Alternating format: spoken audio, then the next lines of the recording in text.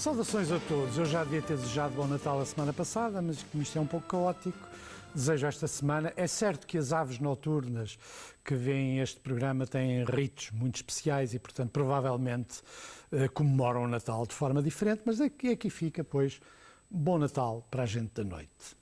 E agora vamos falar de uma coisa nova que está a emergir. Neste programa vamos falar de várias coisas novas, umas mais perigosas, outras menos perigosas. A que está a emergir é relativamente perigosa, mas é nova. Está a emergir uma espécie de doutrina Trump-Putin em matéria de relações externas e que rompe radicalmente com todas as tradições da política externa americana, neste caso, da russa não, da política externa americana, como elas se formaram desde a queda do Muro de Berlim ou, em bom rigor, como elas se formaram desde o início da Guerra Fria. E o que se passa é que a conjugação de opiniões, de maneira de ver o mundo, entre Trump e Putin é muito sólida, não é meramente ocasional. Ambos olham para o mesmo tipo de ações da política externa americana dos últimos anos e veem erros e asneiras, e de facto há muitos erros e muitas asneiras, mas daqui está a emergir uma aliança que pode mudar completamente a estratégia histórica dos Estados Unidos. Vamos ver, por exemplo, uma declaração já antiga de Putin sobre a Líbia e que podemos também aplicar à Síria. Vamos ver. The coalition said destroying Gaddafi was not their goal. Then why bomb his palaces? Now some officials have claimed that eliminating him was in fact their goal. Who gave them that right? Did he have a fair trial? Returning to the no-fly zone, the bombings are destroying the country's entire infrastructure. When the so-called civilized world uses all its military power against a small country destroying what's been created by generations, I don't know if that's good.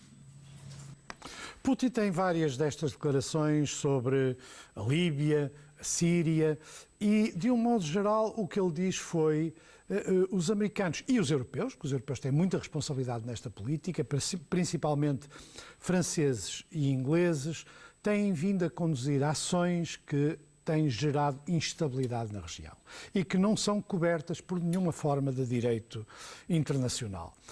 O derrubo de Gaddafi na Líbia foi este exemplo. Ele pronunciou-se também sobre a guerra da Síria. A guerra da Síria foi, em grande parte, é por isso que há muita hipocrisia à volta da questão de Alepo, foi em grande parte instigada pelos Estados Unidos e pelas potências ocidentais, de novo a França e o Reino Unido, mas também a União Europeia, que financiaram, apoiaram, armaram os rebeldes contra Assad e depois perderam o controle da situação e deram uma grande oportunidade aos russos. É esta junção de oportunidades, de erros, que está a fazer gerar esta doutrina. E agora vamos ver Trump a pronunciar-se sobre coisas de teor muito idêntico e vamos ver como é muito semelhante o ponto de vista. Vamos ver. Syria may be off the front pages, but the situation there is terrible. It's awful. Dire, yeah. We have the Defense Secretary Ash Carter in Brussels convening leaders there tomorrow, including Arab states, asking them to do more. They say that we need more U.S. leadership, that we should commit U.S. ground troops. Should we commit U.S. ground troops? Well, Syria is a whole different thing, and you look at what's happening. I view ISIS as very important. And I love the fact that Russia is hitting ISIS. And as far as I'm concerned, they've got to continue to hit ISIS. But you know what Russia is doing in Syria? Russia is hitting, the groups that we're backing. Sure. And why are we backing the group? We don't even know who those people are. I speak to generals. They're saying we're giving billions of dollars of equipment to people we have no... Here we go again. We're giving all of this money and all of this equipment to people we have no idea who they are. They're probably worse than Assad. I mean, Assad's no baby. He's not good. But who are the people that we're backing? Here we go again with Libya. That's President Obama's argument. Yeah. Well, I we think don't that's know good. who the weapons will fall into whose hands. We have no idea. Well, why is he doing that? I mean, he's giving them a lot of weaponry, and we're backing people that want to knock out Assad. Russia and Iran, which is now a power, we've made them a power, they're backing Assad. We've got to get rid of ISIS. We've got to get rid of the people that are chopping off everybody's head. You say you have a good relationship with Putin, or would have a good relationship? I think I would have a very good relationship, but who knows? So could you convince Putin to get Assad to step aside? Well, they've been trying to do that. Could I? I don't think it's that important, to be honest with you. I think, frankly, let's say you get rid of Assad or you knock out that government. Who's going to take over? The people that we're backing, and then you're going to have, like, Libya, right? You take Gaddafi. Oh, we have to get rid of Gaddafi. Look what happened after we got rid of Gaddafi. Look what happened after we got rid of Saddam. So getting rid of Gaddafi was a mistake. It was just, yeah, to me, it was a total mistake. I mean, Benghazi was the least. You look at what's going on over there. It's a mess. Nobody knows anything about anything. You look at Saddam Hussein. We get rid of Saddam Hussein, the terrorists. It's the Harvard So of getting rid of terrorists. Gaddafi and getting rid of Saddam Hussein were both mistakes.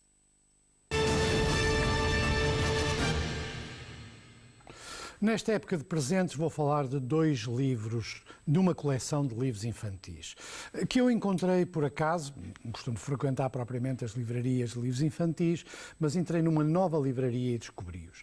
E são muito interessantes, são um bom exemplo do chamado politicamente correto, explicado às criancinhas, mas de qualquer maneira são muito bem feitos. São bem feitos, a capa é excelente, podemos ver as capas e perceber até que ponto elas são de facto muito bem desenhadas, e até os próprios temas. Há classes sociais, as mulheres e os homens, e os temas são, de um modo geral, exatamente questões que nós podemos designar daquilo que é hoje o novo politicamente correto, quer em relação às questões de género, quer também em relação a alguns aspectos da estrutura social.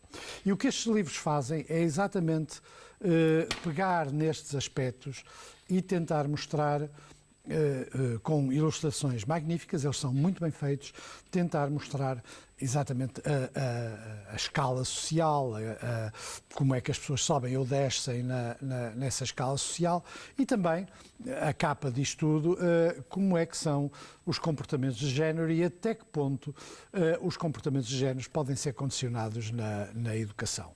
São livros muito interessantes, muito bem feitos, e nós temos sobre esta matéria uma excelente tradição de ilustração e de livros infantis e, portanto, são um bom trabalho, eles são da editora Orfeu Negro e são um bom presente. Para quem, evidentemente, queira ter filhos que, pelo menos, não coloquem as questões que, na maioria dos casos, vão ter que defrontar na escola, pelo menos já vão com uma base de aprendizagem e de conhecimento sobre o que é politicamente correto e o que não é.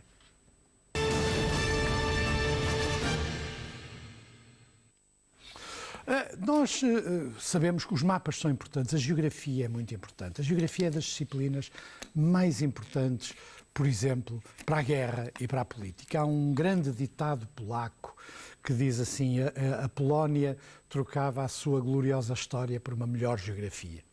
E sempre que assistimos à desclassificação de mapas, neste caso da CIA, dos Serviços de Informação no estrangeiro, americanos, nós verificamos como são importantes os mapas e como os mapas são um aspecto decisivo da intelligence. Quando nós vamos a um site que tem exatamente alguns desses mapas que foram desclassificados, nós verificamos de facto a enorme qualidade do trabalho geográfico que é feito neste caso pelas agências de informação. É uma velha tradição. Os ingleses mandavam muitas missões no século XIX para irem, por exemplo, mapear o Himalaia, o Tibete, certas zonas da China e do Afeganistão. Às vezes corria-lhes bastante mal o mapeamento, mas a verdade é que eles davam muita atenção à importância dos mapas. Aqui fica, pois, de novo a chamada atenção de que mapas, guerra ou paz e política são fundamentais e a geografia, como a história, é um elemento crucial para conduzir aquilo que se chamam as questões correntes.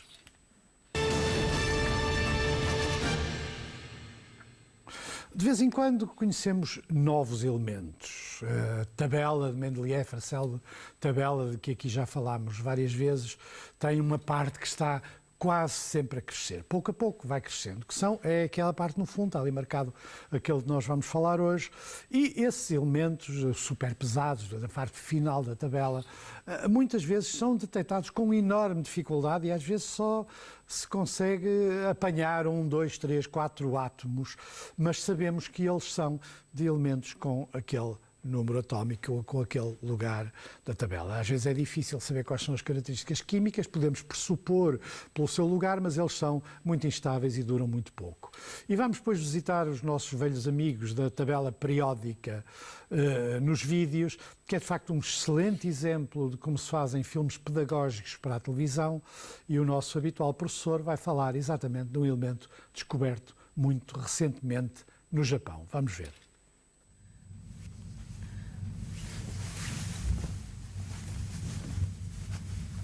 Element 113 is the only one that I've discussed with an ambassador.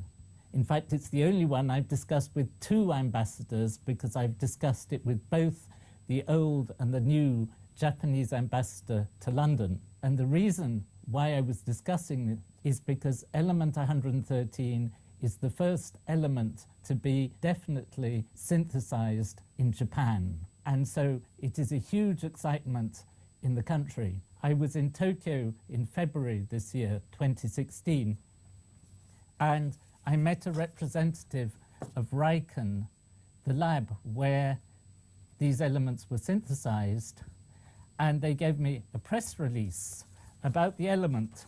The really exciting thing from their point of view is that they get to choose the name of this element. Now, you have to understand that making these so-called super heavy elements is not a quick process. It's not like boiling things up in a test tube and finding a new element. It takes years and years and years. And over the history of the search for elements, the last 200 years, there have been hundreds of claims by people believing that they have discovered new elements. So now the process is extremely rigorous, and now they've got to the final stage and the name has been chosen.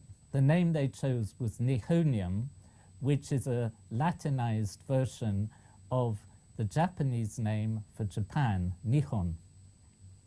I'm sure I've pronounced that incorrectly. The experiments that led to this discovery began a long time ago, more than 12 years ago.